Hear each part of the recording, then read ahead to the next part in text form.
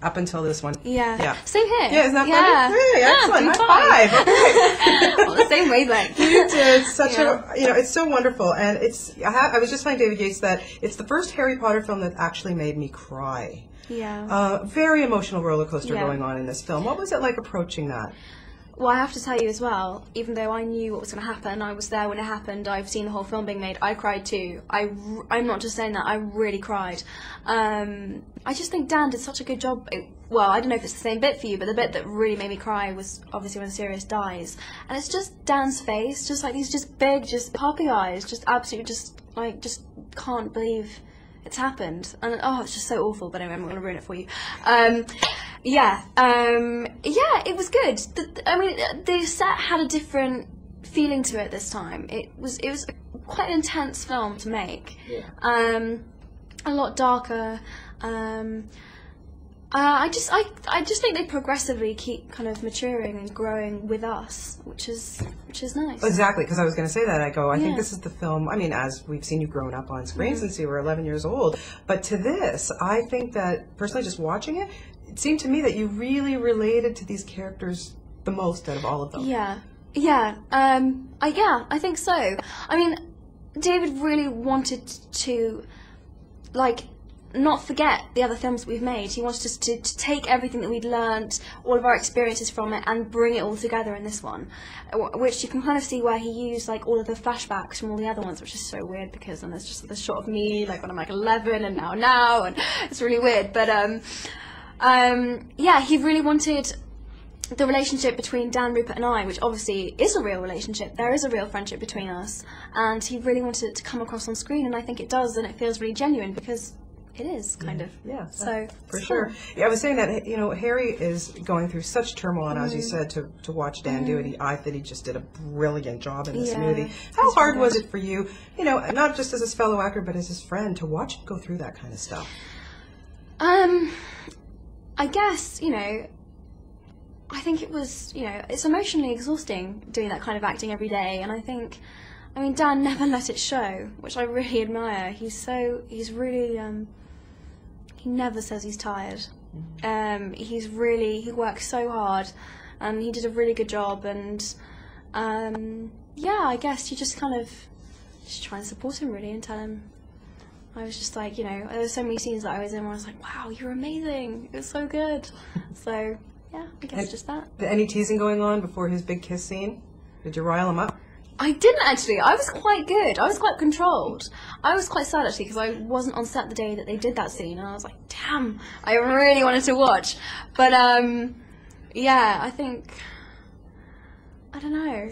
I think it was all right in the end. He didn't get too much stick for it. So okay, and obviously with each film we see more and more phenomenal British actors. The veterans, and this time you get to work with Imelda Staunton, Helen Bonham Carter. Yeah, Imelda though. Oh my goodness, what a bitch! I know. Whoa, tell me about it. She's in a whole new league of bad guys. She's she's so horrible.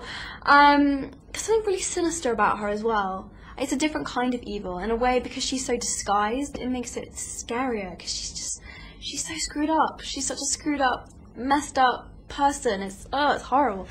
But yeah. And you're wearing pink today, Emma. Yes. I'm a little bit nervous about that. Why? Well, yeah. I'm giving off Umbridge vibes. Sorry, but at least I haven't got kittens in the background, and I'm not arranging all my everything perfectly. And oh dear. Exactly. So having David Yates as a director on this, you can see. I like I said, I love them all, but the differences that he brought to this. What was it like working with him as a director this time around? Well, it's funny because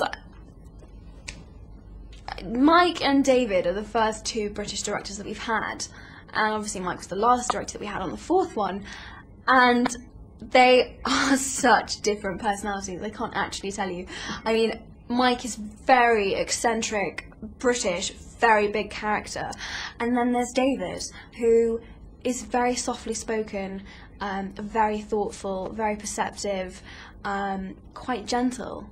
So it was kind of like a bit of a I kind of had to adjust myself, but he's lovely. It took a while for me to kind of understand him, but I'm so fond of him now. He really, He's a really lovely guy, and he made, it must have been really hard for him coming into this, after 5 films, and all the cast and all the crew kind of know each other and are kind of buddy-buddy, and like everyone is kind of like this big family, and for him to come in and kind of be leading it, but not have kind of, he did such a good job, and he made such big efforts to learn everyone's names, and I really made sure that he talked to everyone. It wasn't just Dan, Rupert and I remember talking to Tom, and he was just like, he made such an effort to come and talk to me, and he just, I don't know, he really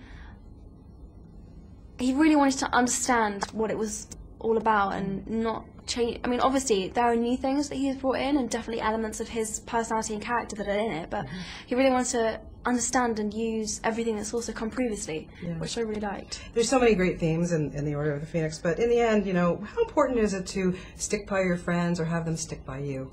Oh my goodness, so important. I think friends are so important. I think Harry goes through a really difficult time when so few of people that he thought were friends decided to stand by him. I mean, pretty much Ron and Hermione are, Neville and Ginny, hardly anyone really believes him. So he gets pretty angry, which you can kind of understand. But I mean, in a way, I think this film for me, the biggest message in this film is about friendship. And Harry kind of thinks to himself that oh, if I keep my friends at a distance from me, then I'll have less to lose. And what he realizes at the end, which is kind of touching, which is that yes, he has more to lose and it's scary and stuff, but it means that he has more to fight for. And that's something that Voldemort doesn't have and never will, and it actually makes him stronger than he will ever be. And it's really cool that he realises he doesn't have to do it on his own, and there are people that, I don't know, it's really cool. It's really like, I think it's a really good message. I totally agree with you. I was saying, as you 3 of you have grown up before our eyes, it's just amazing how you've all matured and become such wonderful actors, really. Like, kudos to you. Thank you. But in the end, you guys are international superstars. How on earth do you stay so grounded and such a lovely young lady? Oh, thank you. I guess I just don't, I don't know, I live a really normal life.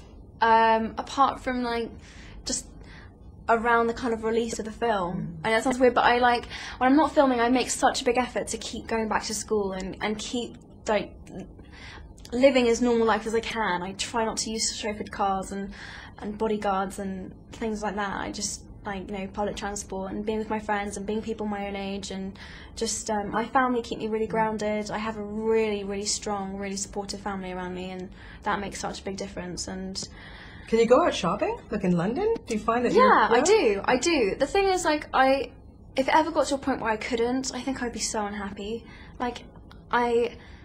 You just kind of, I'll get stopped by a couple of people, but that's not going to prevent me from living my life. You just kind of, I'm kind of used to it now. That's the other thing that people don't understand. I've never really known anything different. I came into this so young. I've just kind of integrated it into my normal understanding. So everyone's like, isn't that weird? All of this stuff. I'm just like, nah.